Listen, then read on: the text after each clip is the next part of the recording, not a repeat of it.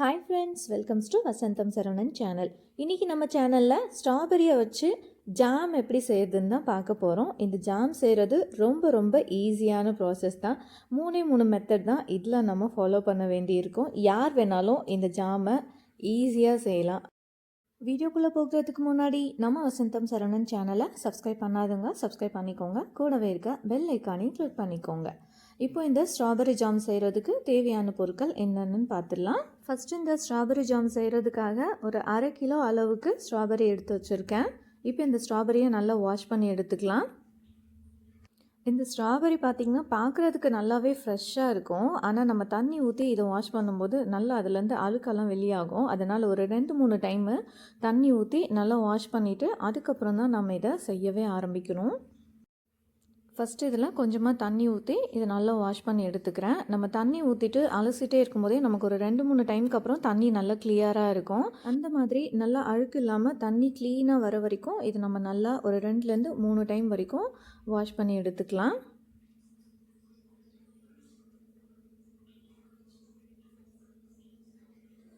இப்போ ஸ்ட்ராபெரி எல்லாத்தையும் வாஷ் பண்ணி எடுத்தாச்சு. இப்போ நம்ம இதை கட் பண்ணி எடுத்துக்கலாம். இப்போ இந்த ஸ்ட்ராபெரியில் இலை மாதிரி இருக்குது இல்லையா, க்ரீனாக, இதை நம்ம இந்த இலை எல்லாத்தையும் வந்து கட் பண்ணி ரிமூவ் பண்ணிடணும். பாருங்கள், இந்த மாதிரி அழகாக கட் பண்ணால் ஈஸியாக கட் பண்ண வரும். இந்த மாதிரி கட் பண்ணி ரிமூவ் பண்ணிடணும். ஒவ்வொரு ஸ்ட்ராபெரியாக எடுத்து அதில் இருக்க இந்த இலை மாதிரி இருக்க பார்ட்டு வந்து நம்ம கட் பண்ணி எடுத்துடலாம். இப்போது இந்த ஸ்ட்ராபெரியில் இருந்த இந்த இலை எல்லாத்தையும் கட் பண்ணி எடுத்தாச்சு. எடுத்துகிட்டு இந்த ஸ்ட்ராபெரியை நம்ம குட்டி குட்டியாக கட் பண்ணி எடுத்துக்கணும். நல்ல ஸ்லைஸஸாக. எந்த அளவுக்கு நம்மளால் குட்டி குட்டியாக கட் பண்ண முடியுமோ அந்தளவுக்கு நல்லாவே ஃபைனாக இதை கட் பண்ணி எடுத்துக்கலாம். அப்போ தான் ஜாம் செய்கிறதுக்கும் நமக்கு ரொம்பவே ஈஸியாக இருக்கும். இப்போது நம்ம எடுத்துக்கிட்ட எல்லா ஸ்ட்ராபெரிஸுமே குட்டி குட்டியாக கட் பண்ணியாச்சு. இப்போ இதில் நம்ம இன்றைக்கி சர்க்கரை தான் சேர்த்துக்க போகிறோம். 1 கப் அளவுக்கு சர்க்கரை சேர்த்துக்கிறேன். இது கூட ஒரு 400 கிராம் அளவுக்கு இந்த சர்க்கரை இருக்கும், இதோட அளவு. இப்போ இந்த ஸ்ட்ராபெரியில் சர்க்கரையை சேர்த்துட்டு இது நல்லா நம்ம ஒரு கரண்டியை வச்சு கலந்து விட்டுக்கலாம்.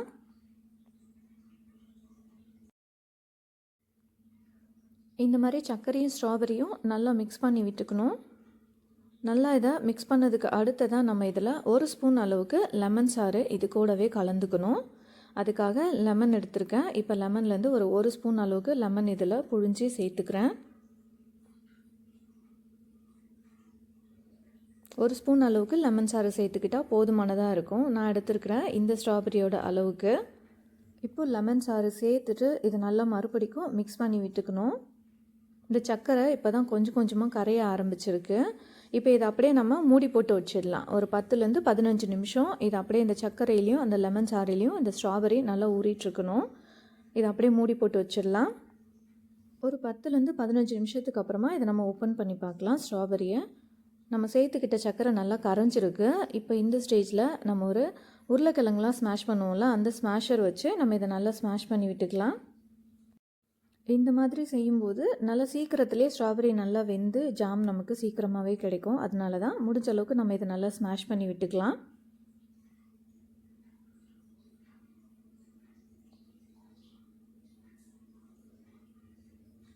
இப்போ இதை நல்லா ஸ்மாஷ் பண்ணியாச்சு.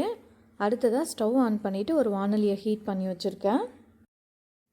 இப்போ இந்த வானலி நல்லா சூடான பிறகு ஸ்டவ்வை ஸ்லோ ஃப்ளேமில் வச்சுட்டு நம்ம ஸ்மாஷ் பண்ணி வச்சுருக்கிற ஸ்ட்ராபெரியை அதுக்குள்ளே சேர்த்துக்கலாம். ஸ்டவ்வை ஸ்லோ ஃப்ளேமில் வச்சுட்டே குக் பண்ணுங்கள். ஏன்னா இந்த ஸ்ட்ராபெரி சேர்த்துட்டு நம்ம குக் பண்ணும்போது அது நல்லா பொங்கி பொங்கி வரும். அதனால நம்ம ஸ்டவ்வை ஸ்லோ ஃப்ளேம்லேயே வச்சுட்டு இதை நல்லா குக் பண்ணி எடுத்துக்கணும். மூடி போட்டெல்லாம் வைக்க தேவையில்லை. மூடி போட்டு வச்சாலுமே இது பார்த்திங்கன்னா நல்லா பொங்கி வந்து கீழே ஊற்ற ஆரம்பிச்சிடும். அதனால் நம்ம இதை அப்படியே ஓப்பன் பாட்லேயே வச்சு குக் பண்ணிக்க போகிறோம். பாருங்கள், ஸ்ட்ராபெரி நல்லா கொதிக்க ஆரம்பிச்சிடுச்சு. இந்த மாதிரி கொதிக்க ஸ்டார்ட் பண்ணும்போதே நம்ம ஸ்டவ்வை வந்து ஸ்லோ ஃப்ளேம்லேயே வச்சிடணும். இதுக்கப்புறம் நல்லா இது பொங்கி பொங்கி வந்துகிட்டே இருக்கும். இந்த மாதிரி நம்ம அடிக்கடி இதை கிளறி விட்டுட்டே இருந்தோம்னா அடி பிடிக்காமல் நல்ல சாஃப்டான ஜாம் சீக்கிரமாகவே நமக்கு கிடைக்கும். பாருங்கள், ஒரு 10 நிமிஷத்துக்கு அப்புறமா ஜாமோட கலர் எந்த அளவுக்கு நல்லா திக் ரெட் கலரில் வந்திருக்கு பாருங்கள். நம்ம இதில் கலர் எசன்ஸ் எதுவும் சேர்க்கவே இல்லை. ஆனால் இது எந்த அளவுக்கு வந்திருக்கு பாருங்கள், நல்லா டார்க் கலரில். இப்போ இதுக்கப்புறமும் இது இன்னும் கொஞ்சம் நல்லா குக் ஆகணும். இப்போ இந்த டைமில் மறுபடிக்கும் ஸ்மாஷர் வச்சு நல்லா ஸ்மாஷ் பண்ணி விட்டுக்கிறேன். அப்போது தான் நமக்கு கடைகளில் கிடைக்கிற மாதிரியான நல்ல சாஃப்டான ஸ்ட்ராபெரி ஜாம் கிடைக்கும். இந்த ஸ்ட்ராபெரி இன்னும் கூட கொஞ்சம் குட்டி குட்டியாக அப்படியே இருக்குது இல்லைங்களா, அதெல்லாம் நம்ம வெந்த பிறகு இந்த மாதிரி ஸ்மாஷ் பண்ணி விட்டோம்னா நல்ல ஈவனாக நல்ல சாஃப்டான ஜாம் நமக்கு கிடைக்கும். இப்போ அடுத்ததாக ஒரு 5 நிமிஷத்துக்கு அப்புறமா பாருங்கள், ஜாம் நல்லாவே கெட்டி ஆயிடுச்சு. கரெக்டான பதத்துக்கு வந்திருக்கா என்னன்னு நம்ம செக் பண்ணிக்கலாம். இந்த ஓரங்களில் இருக்க ஜாம் எல்லாத்தையும் நல்லா நம்ம எடுத்து விட்டுக்கலாம். எடுத்து விட்டுட்டு நம்ம இந்த ஜாமில் இந்த கரண்டியால் சென்டரில் இந்த மாதிரி பார்ட்டிஷன் மாதிரி பிரித்தோம்னா அழகாக இந்த ஜாம் வந்து பிரிஞ்சு திரும்ப ஒன்றா சேர்த்து பார்த்திங்களா, அது எவ்வளோ மெதுவாக செய்கிறது பாருங்கள், எவ்வளோ திக்காக இருக்குன்றது அதுலேயே நமக்கு நல்லாவே தெரியும். இந்த மாதிரி அந்த கோடு மாதிரி ஃபார்ம் ஆகும். நம்ம இந்த மாதிரி பார்ட்டிஷன் மாதிரி பிரிக்கும்போது அதிலே நமக்கு தெரிஞ்சிடும் ஜாம் வந்து ரெடி ஆகிடுச்சின்னு சொல்லிட்டு. தண்ணியாக இருந்ததுன்னா நம்ம இந்த மாதிரி பார்ட்டிஷன் மாதிரி பிரிக்கும்போது உடனே அது வந்து அப்படியே ஜாயின் பண்ணிக்கும். ஆனால் இப்போ நல்லா ஜாம் மாதிரி இருக்குது இல்லைங்களா, அதனால் அது அப்படியே ஸ்லோவாக வந்து ஒன்று சேருது பாருங்கள். இப்போ இப்படியும் வந்து நமக்கு ஐடென்டிஃபை பண்ண தெரியலனா நம்ம இதிலேருந்து கொஞ்சமாக எடுத்து ஒரு பிளேட்டில் நம்ம இதில் கொஞ்சமாக 1 ஸ்பூன் அளவுக்கு எடுத்து பிளேட்டில் வச்சுக்கலாம். பாருங்கள், இந்த மாதிரி 1 ஸ்பூன் அளவுக்கு ஜாம் எடுத்துகிட்டு நம்ம இந்த பிளேட்டை வந்து கொஞ்சமாக சாய்ச்சி பார்த்தோம்னா அது தண்ணி மாதிரி வந்து ஊற்றாமல் நல்ல ஜாம் மாதிரி கெட்டியாக வரும். பாருங்கள் எவ்வளோ திக்காக இருக்குன்னு. நமக்கு கடைகளில் நம்ம ஜாம் வாங்கியிருப்போம் இல்லையா, அந்த அளவுக்கு திக்கான ஒரு கன்சிஸ்டன்சியில் இருக்கும். இப்போ இது ஜாம் வந்து கரெக்டான பதத்தில் இருக்குது. இந்த டைமில் நம்ம ஸ்டவ்வை ஆஃப் பண்ணிக்கலாம். ஜாம் நல்லா சூடு ஆறின பிறகு நம்ம ஒரு ஏர்டைட் கண்டெய்னரில் ஸ்டோர் பண்ணி வச்சிட்டோம்னா ரொம்ப நாளைக்கு கெட்டு போகாமல் இருக்கும். அது மட்டும் இல்லாமல் நம்ம கடைகளில் கிடைக்கிற ஜாம் மாதிரி சூப்பரான ஒரு டேஸ்ட்டில் இருக்கும்.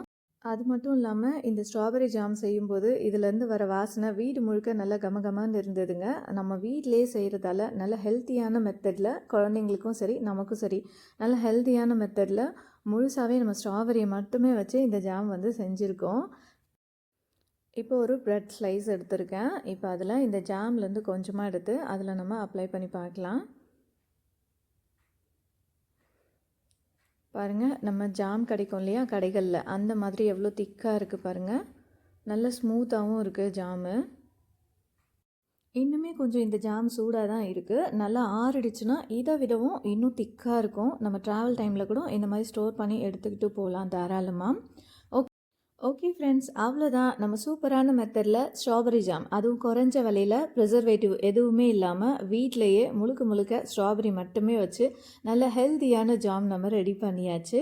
கண்டிப்பாக இதே மெத்தடை ஃபாலோ பண்ணி உங்கள் வீட்லேயும் இந்த ஸ்ட்ராபெரி ஜாமை செஞ்சு பாருங்கள். செஞ்சு பார்த்துட்டு இதோட டேஸ்ட்டு எப்படி இருந்ததுன்னு கமெண்ட் பண்ணுங்கள். இந்த ரெசிபி உங்களுக்கு ரொம்ப பிடிச்சிருந்தா இந்த வீடியோவை உங்களோட ஃபேமிலி அண்ட் ஃப்ரெண்ட்ஸ்க்கு ஷேர் பண்ணுங்கள், லைக் பண்ணுங்கள், கமெண்ட் பண்ணுங்கள். தேங்க்ஸ் ஃபார் வாட்சிங்.